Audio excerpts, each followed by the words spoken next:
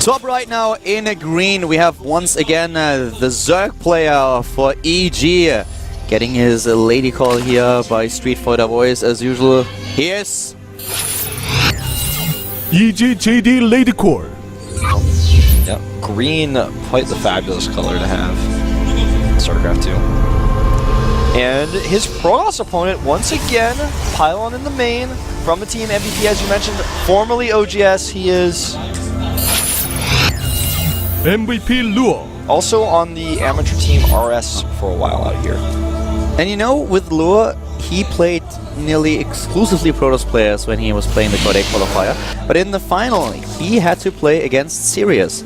And Sirius, being one of the FXO Zergs, has a lot of good players to practice with. And Grubby was practicing with him as well when he was in the FXO house. Was quite... talked well about him, said like this guy is really strong and you need to watch out for him. In the GSL in the last season he had a couple of appearances, was not playing too shabby there either. And now he fell in the final of the Code 8 qualifier to Lure without taking a single map. And now Lure is up against another Zerg player, he's up against Jadong, and he's ahead. Yeah, ahead and using great strategies so far. I really hope we can see something unique like we saw in General 1 from. He is going double gas in the main again. Again, I thought, like, in the first game, I thought we were going to see some sort of sentry spam, maybe one gateway sentry spam, put the forge down, really old school style, but instead we saw kind of a risky expansion on a big map, like this map, which is also large, into Stargate play, and he's making the Zealot again. This is so exciting. Watching either new or old strategies, whether they're old strategies that have been changed a little bit, back in the GSL is really exciting on bigger, newer maps. It's also just changing the timings again. And against Casper players or former Casper players, this is something that might work better in comparison to ESF players because they haven't been around for that long. Yeah. They didn't experience all these strategies and will play against the standard style a lot more often, might not remember the perfect timings that you had back then when all these strategies were really popular, so might have a bit more trouble dealing with them. But right now, what we see is with the earlier warp gate, Lure is now in a position where he can execute a lot of aggression, and the timings for his potential attacks are a lot faster than they usually would be. So if you're not prepared, you don't have good creep spread, you don't have speed, for example, then this can actually really hurt. Yeah, it can, and you have to be very careful with overcommitting with your stalkers when they come out with pressure like this, because when speed finishes, you can lose them. But if you're gasless, as you mentioned, you know, like Jadong is right now, you are going to have to spend a lot of extra larva on links, and then you're going to find yourself against a pros player potentially who has a better worker count than you just because you spent the larva. Stalkers and Zerglings off creep with the same movement speed. And since the range, they can just fight Zerglings basically forever. That's definitely true, and what we currently see is no gas at all for Jadong. So, as you said, no speed, and therefore potential aggression by Lure could do a lot here. But he's quite happy to just sit tight for the time being, get his own expansion, going for one gate into expand, and this is something that has been crushed in the past by aggression. Yeah. But Jadong is trying to play economy game, he's trying to go into the late game here, the 3 bases now saturating them. So what Lure currently does is actually working quite well for him. His build here is so crisp. I mean, he's got the nice wall at the front, no forge, but as you kind of gestured to with your voice, we've got a Twilight Council on production tab. As I said, I want to have the Inca Memorial build. Maybe we will. It's entirely possible. You know, he could.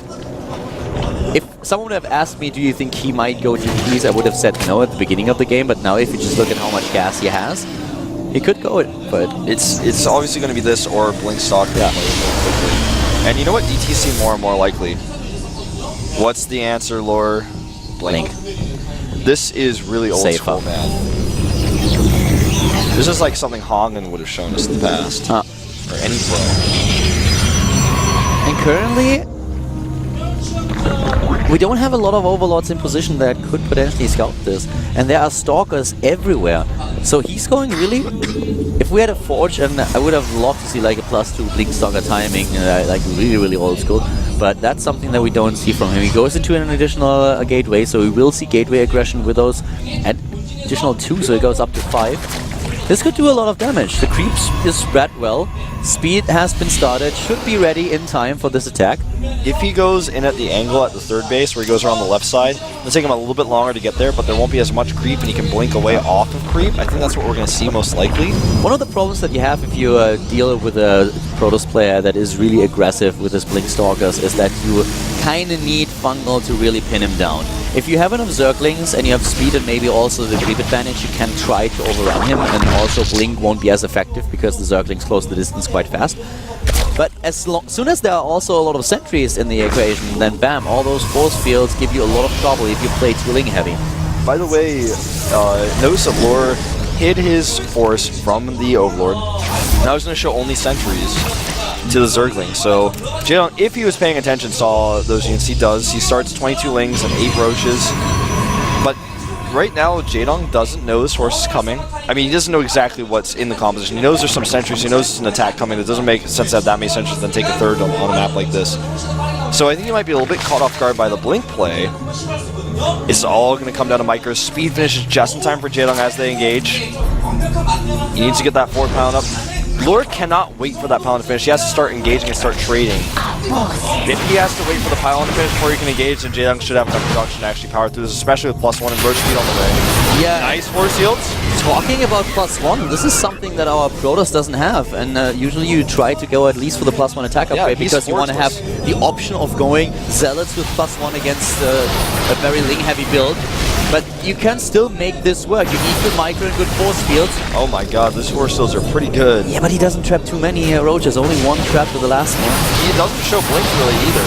Now once he starts to blink, things are going to get a little bit hairy for Jaedong, but I feel Jaedong may have enough here with those queens at the back. He needs to pull the stalkers back as well. The problem is he's currently completely exposing all those sentries, and the sentries are gone. That means no more force fields, and now the Link follow-up. That's exactly what Jaedong is now going for. This will be so devastating for Lure. He has no sentries anymore. There are no more force fields. He needs perfect Blink Stalker Micro to blink back against those Zerglings. No way. I can't see that happening. He's got so many Zergling reinforcements. He tries to blink back into the corner, but Jaedong does the extra damage with the Queen and the Roaches, and it looks like he has done it. I think he's held here. It's not quite over yet, but with the next wave, I think it will be. What Jaedong is doing here is textbook, going in first with Lings and Roaches, making sure that all the force fields are gone, baiting them out, and moving in, taking out the sentries.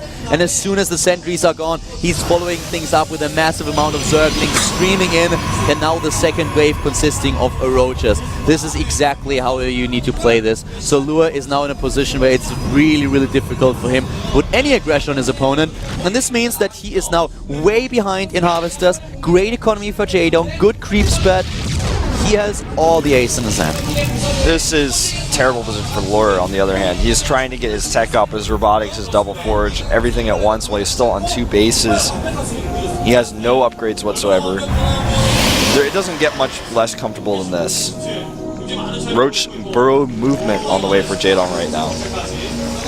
It's actually a really great choice if you think about it. He wants to do a lot of damage here. He didn't start the drone up again. He's completely happy with the 60 drones that he has, playing this a little bit July Zerg at this point. Yeah. And now with the upgrade that he's going for, he can really just start to burrow beneath the force fields, go in and snipe those 2 pylons, and then burrow his way into his opponent's base. There's gonna be an observer though, and this is really smart, well done by Lure.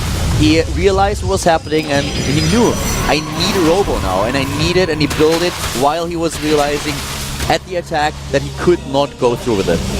Observer is here. This is really important for Lure because without that Observer, he's not going to be able to deal with burrowed units. For example, that Zergling that was burrowed to spot exactly where Lure's army is moving. If Lure moves out to take a 3rd, Jaedong will strike. If he doesn't move out, Jaedong's going to take a 4th base. He has 14 roaches on the way, +2, and burrow movement are going to line up together. And he could just try to kill him. The army supply here is just deadly. 117 against 50. Upgrade so much better for Jaedong. And he is hitting his insects like a demigod. He is not wasting a second on them. He always has lava the entire time.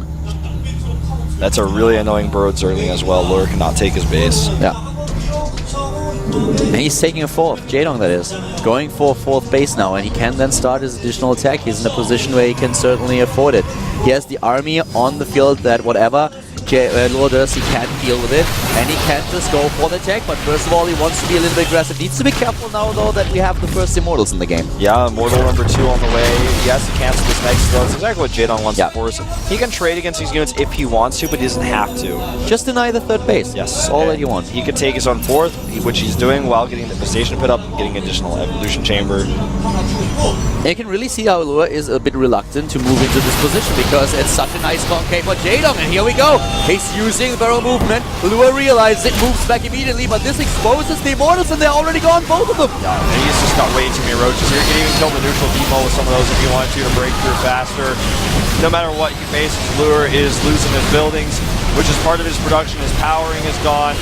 Jadong is taking game number 2. Lure looking good in game number 1, but his Blinkstalker attack was too slow. GG. Jadong tying things up here and not even playing it as an all-in with the last attack, starting his own upgrades, going into the infestation, also having the 4th base. Really well played. Absolutely dominating after he was able to stop Lure's Blinkstalker attack without any attack upgrades.